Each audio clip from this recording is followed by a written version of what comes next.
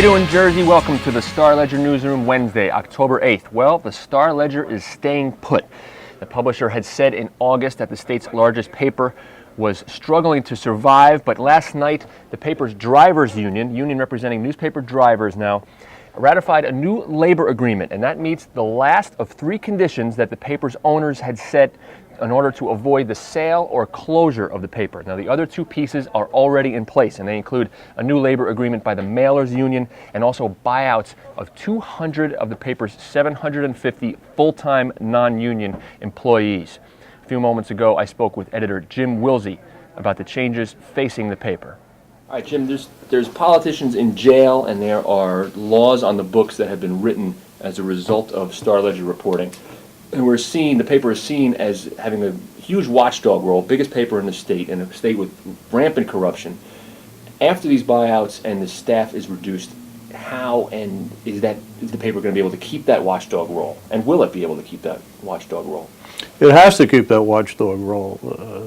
We're losing staff. There's no way around it. But when we figure out where we go from here, you start by asking yourself what is important, what do the readers value about the paper, and as you say, probably the top of anybody's list is that we keep the politicians and people in public life and others honest.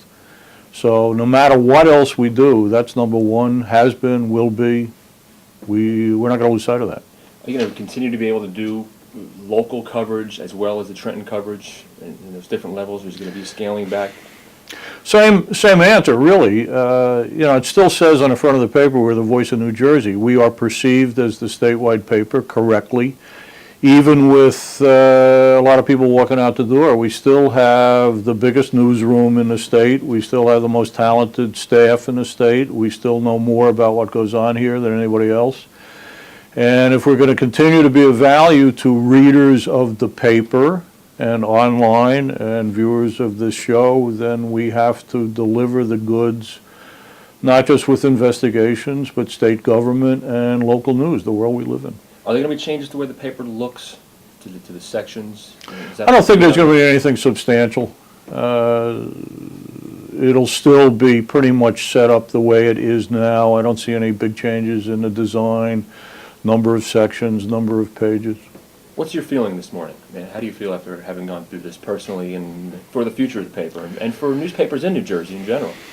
Well, it's a big question. I feel pretty much the way the rest of the staff feels. It's a bittersweet moment.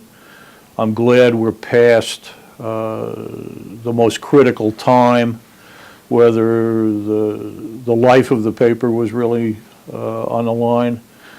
But we face a significant challenge, and part of what we have to sort through is the loss of a good number of valued colleagues and good friends. But the paper is alive, and that's the main thing. Papers generally, us included, have a pretty big challenge ahead of us. We have to figure out how to be of value to people in a new information world, and we have to make sure that we're a sustainable business.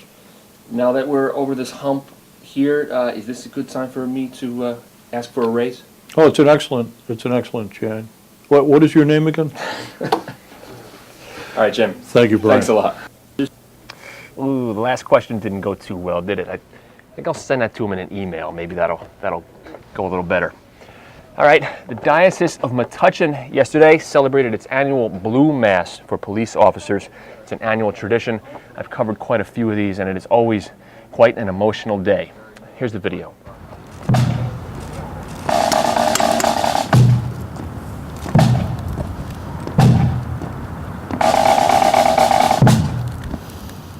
Police officers from throughout New Jersey gathered at St. Bernard's Church for the annual Blue Mass.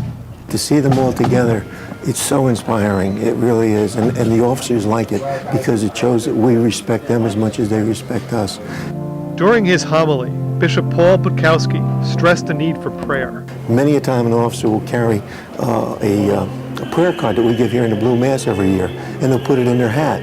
And a lot of them will tell me they'll read it while they're out on something, or they're quiet on a quiet night on patrol or something. They'll just read it and pray a little bit. Especially remembered during the Mass were two officers who lost their lives earlier this year. Also Thomas Rayjolly from the Perth Amboy Police Department. Lieutenant Christopher Zerby from the North Brunswick Police Department.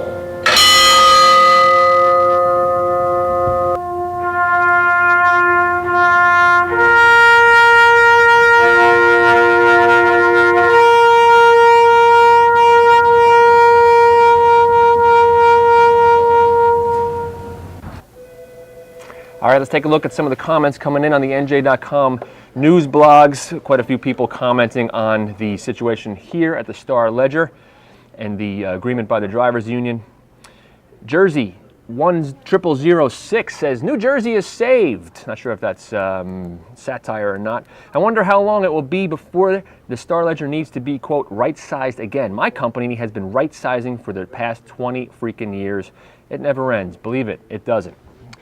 Snuffles40 says, this is truly a day to celebrate. Regardless of how one feels about the politics of the paper, closing the Star Ledger would have caused immense and irreparable harm to the employees and their families. It's never something to cheer about, job losses, and I'm glad those employees can breathe a bit easier today. Congrats. Well, thanks for that comment, and keep them coming. You can send us photos, videos, emails. Shoot it all to us at ledgerlive@starledger.com. And as always, you can log on and sound off on our news blogs at NJ.com. All right, Jersey, take it easy.